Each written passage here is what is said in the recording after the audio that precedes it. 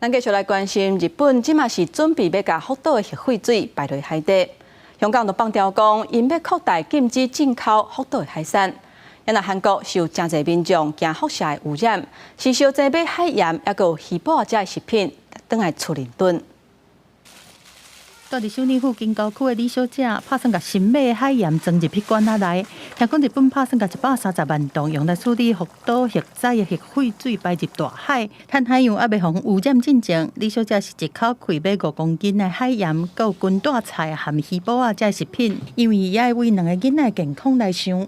엄마가 미역도 사고 소금도 좀 샀고 그리고 김도 샀고 했으니까 안전하게 먹을 수 있을 때 엄마 많이 먹게 해줄게. 많이 먹어. 전복 더 줄까?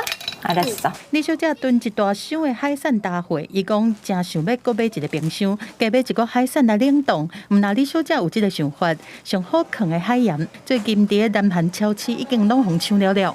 오늘 가는 천일염 소금 사러 왔거든요. 근데 오늘 없네요. 저번에도 왔었고 오늘 또 왔는데 또 없어요.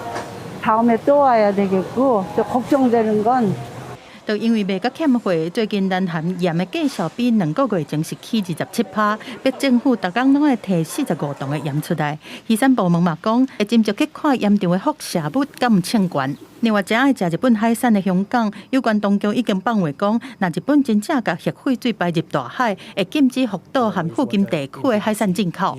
Although we are prepared to take whatever actions required, still.